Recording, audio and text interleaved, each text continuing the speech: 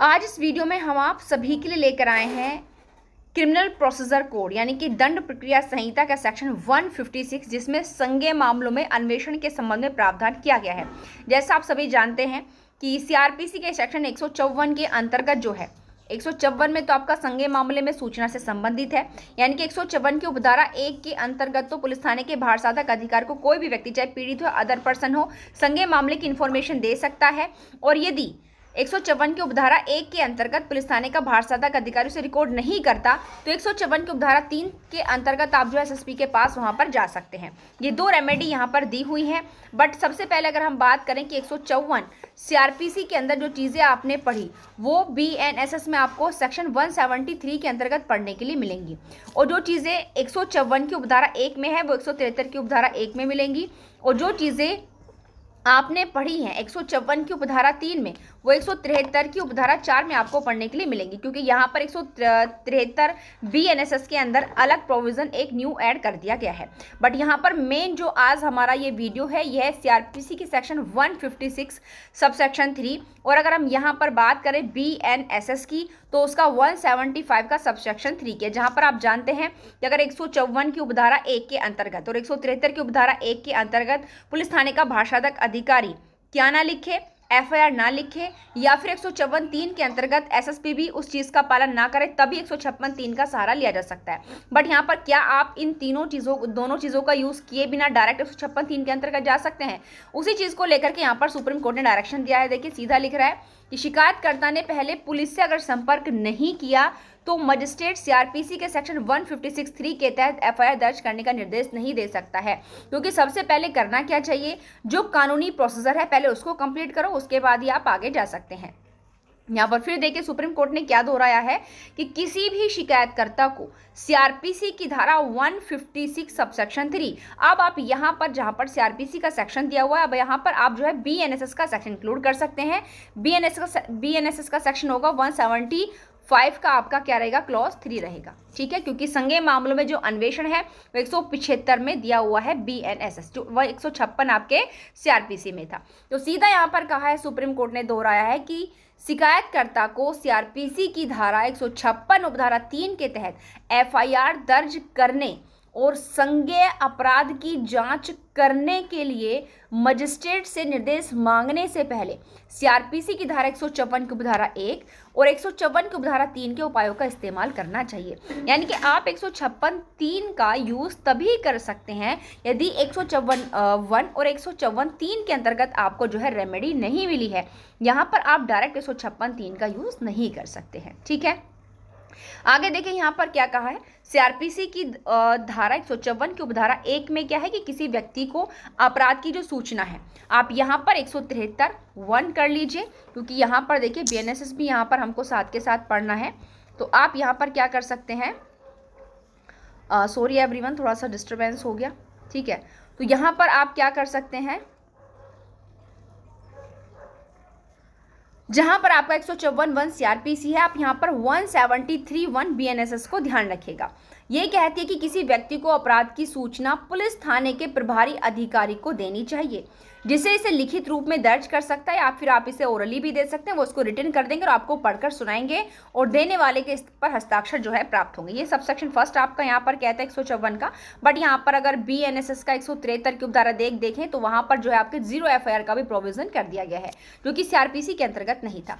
Next यहाँ तक यदि पुलिस शिकायत दर्ज करने से इनकार करती है तो फिर अभी एक और रेमेडी है शिकायतकर्ता के पास, वो क्या है, 154(3) के अंतर्गत पुलिस अधीक्षक को लिखित शिकायत प्रस्तुत करके मामले को आगे बढ़ाने की अनुमति। यानी कि अगर 154 फर्स्ट में आपकी नहीं सुनी जाती तो आप 154(3) के अंतर्गत शिकायतकर्ता पुलिस अधीक्षक से लिखित शिकायत करता है।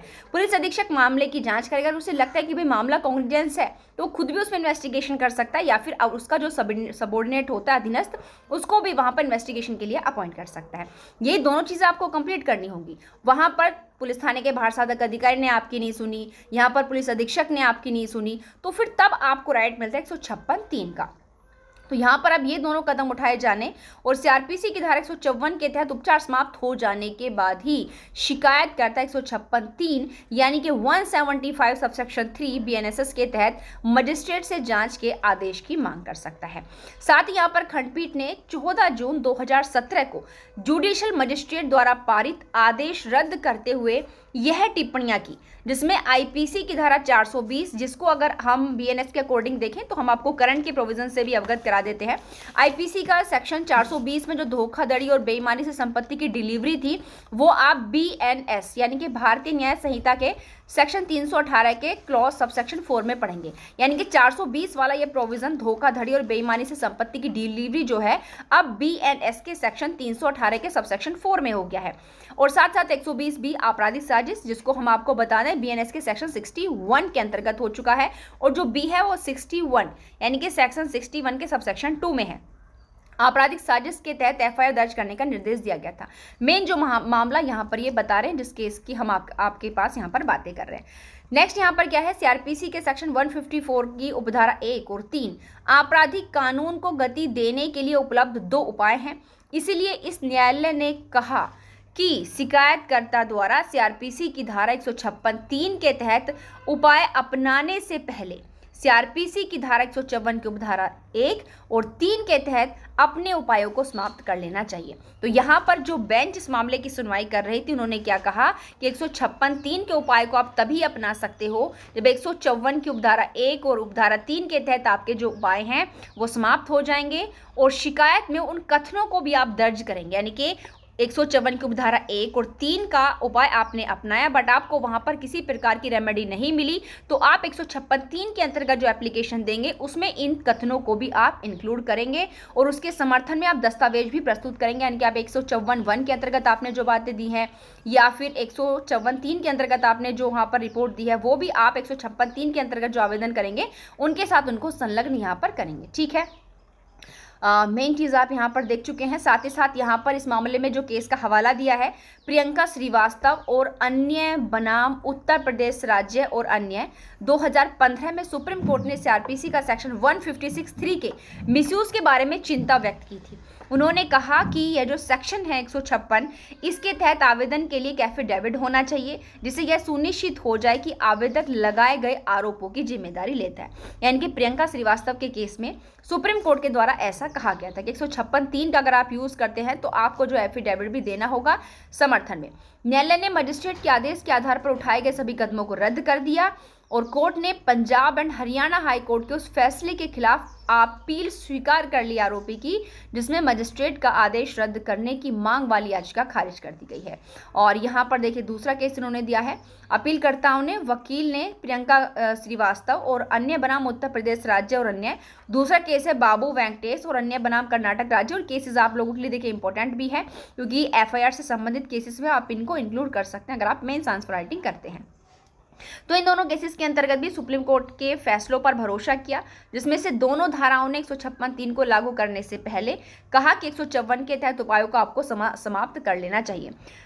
एडवोकेट ने कहा कि शिकायत में इन प्रक्रियात्मक आवश्यकताओं के अनुपालन के बारे में विशिष्ट कथनों का अभाव था।